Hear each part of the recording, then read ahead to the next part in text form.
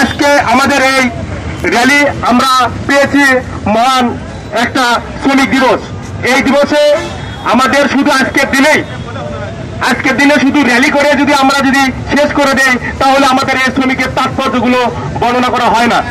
তাই আমি কথা দীর্ঘায়িত করব না। এ পর্যায়ে আপনাদের মাঝে সংক্ষিপ্তভাবে বক্তব্য রাখবেন আজকের এই র্যালির সম্মানিত বড় ভাই আব্দুর রাজ্জাক ভাইকে শ্রমিকদের উদ্দেশ্যে সংক্ষিপ্তভাবে কিছু কথা বলার জন্য বিশেষভাবে অনুরোধ করছি। আসসালামু আলাইকুম ওয়া রাহমাতুল্লাহ। আলহামদুলিল্লাহি রাব্বিল আলামিন, আসসালাতু ওয়াসসালামু আলা আশরাফিল আমবিয়া ওয়াল মুরসালিন ওয়া আলা আলিহি ওয়া সাহবিহি আজমাইন। আজকে শ্রমিক দিবসের সম্মানিত পরিচালক, সম্মানিত বিভিন্ন ট্রেডের সভাপতি, সেক্রেটারি, কমিটিবৃন্দ, আমার প্রাণপ্রিয় শ্রমিক ভাইয়েরা, আসসালামু আলাইকুম ওয়া রাহমাতুল্লাহ।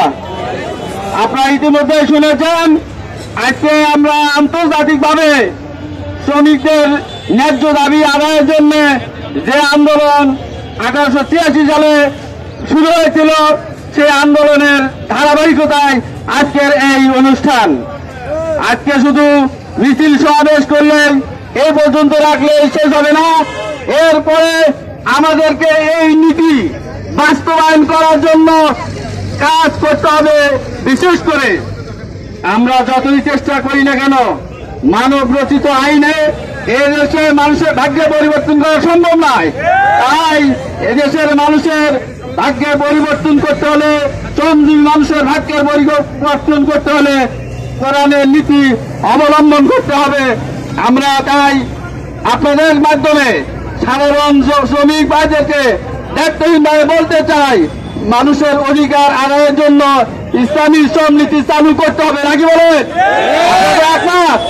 আমরা চাচ্ছি বিনীতভাবে সরকারের কাছে নিবেদন করি, ইসলামী শ্রম নীতি বাস্তবায়নের মাধ্যমে আমাদের ন্যায্য দাবি যেন বাস্তবায়ন হয়। এই পর্যায়ে আমাদের সামনে বক্তব্য রাখার জন্য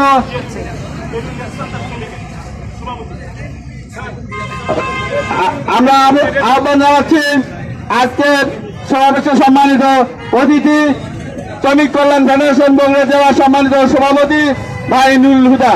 আমি মোহতারামকে বক্তব্য রাখার জন্য অনুরোধ রাখছি।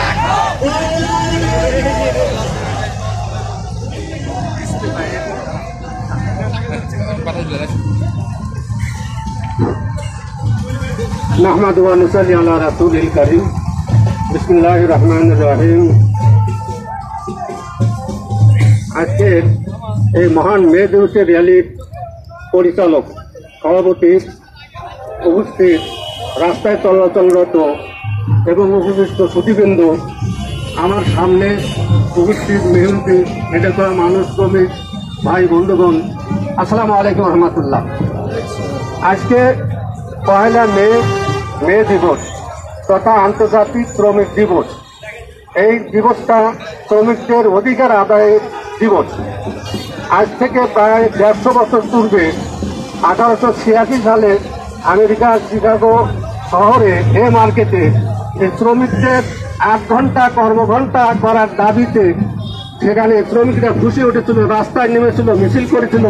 সেই মিছিলে তৎকালীন আমেরিকার পেটোয়া বাহিনী গুলি চালিয়ে হত্যা করেছিল পার্ক, হ্যান্ডেল, ফিশার এবং আরো অনেক শ্রমিক বন্ধুকে। তারই প্রেক্ষিতে এই শ্রমিক দিবস ওই সময় থেকে পালন করে আসা হচ্ছে এবং 8 ঘন্টা দাবি এটা মেনে নিচ্ছে প্রত্যেক সরকার। তারপরেও আরো কথা আছে, শ্রমিকদের যে সকল দাবি, ন্যায্য দাবি এখনো কিন্তু আদায় হয় নাই। এখনো 8 ঘন্টার বেশি শ্রমিকদেরকে খেটে নেওয়া হয় এবং সেই অনুযায়ী তাদেরকে বেতন দেওয়া হয় না। তাদেরকে তৎকালীন সময় 10 ঘন্টা, 12 ঘন্টা, 14 ঘন্টা এমনকি 16 ঘন্টা পর্যন্ত খেটে নেওয়া হতো, কিন্তু সেই অনুযায়ী তাদেরকে বেতন দেওয়া হতো না। আজকেও তাই দেখা যায়, শ্রমিকরা বেতন এবং বোনাস আদায়ের জন্য রাস্তায় নামতে হয়, সেখানে গুলি খেতে হয়, মানুষ মরতে হয়। তো এটা একমাত্র সমাধান ইসলামী শ্রম নীতির মধ্যেই নিহিত আছে। ইসলামী শ্রম নীতিতে যা মানুষের স্রষ্টা, শ্রমিকবৃন্দের স্রষ্টা আল্লাহ তাআলা শ্রমিকদের ভালোবাসেন। এই জন্য আল্লাহর রাসূল বলেছিলেন শ্রমিকরা আল্লাহর বন্ধু। এবং আরো বলেছেন শ্রমিকদের গায়ের ঘাম শুকানোর আগে তাদেরকে বেতন দিয়ে দাও। শুধু এইটাই নয়, আরো আল্লাহ রসুল বলেছেন মালিকদের উদ্দেশ্য করে যে তোমার অধীনে যারা শ্রমিক কিন্তু যারা খেটে খাওয়া মানুষ কাজ করে তাদেরকে তোমরা তাই খেতে দাও যা তোমরা নিজেরা খাও, তাদেরকে তোমরা তাই করতে দাও যা তোমরা নিজেরা পরিধান করো, এবং তাদের সাধ্যের মধ্যে কোনো কাজের বোঝা চাপিয়ে দিও না। যদি দিতে হয় তাহলে সেই কাজে তুমি নিজেও সাহায্য সহযোগিতা করো। এর চেয়ে আর শ্রমিকদের জন্য সহজ আর কিছু নীতি হতে পারে। তাই আমি আপনাদের সবাইকে আহ্বান জানাই, এই শ্রমিক কল্যাণ ফেডারেশন যে দলটি ইসলামী শ্রম নীতি বাস্তবায়নের জন্য সংগ্রাম করে যাচ্ছে, আমরা সবাই এই শ্রমিক কল্যাণ ফেডারেশনের পতাকা তলে ঐক্যবদ্ধ হন এবং ইসলামী শ্রম নীতি বাস্তবায়নের জন্য আমরা মাঠে ময়দানে কাজ করি। এই আহ্বান জানিয়ে আমি আপনাদের সবাইকে ধন্যবাদ জানিয়ে এবং আমরা এই কষ্ট করে র্যালি করলেন তাদেরকে সবাইকে ধন্যবাদ জানিয়ে আমার কথা শেষ করতে চাচ্ছি। ও আখির দাওয়ানা আনিল আলহামদুলিল্লাহ রাব্বিল আলামিন। আসসালামু আলাইকুম ওয়া রাহমাতুল্লাহ। সম্মানিত ভাইরা, আপনাদেরকে ধন্যবাদ দিয়ে আজকে সমাবেশ এখানে সমাপ্ত ঘোষণা করা হচ্ছে। আপনারা যে যে ট্রেনের আওতায় আসছেন সেই ট্রেন এলাকায় অবস্থান করেন যান।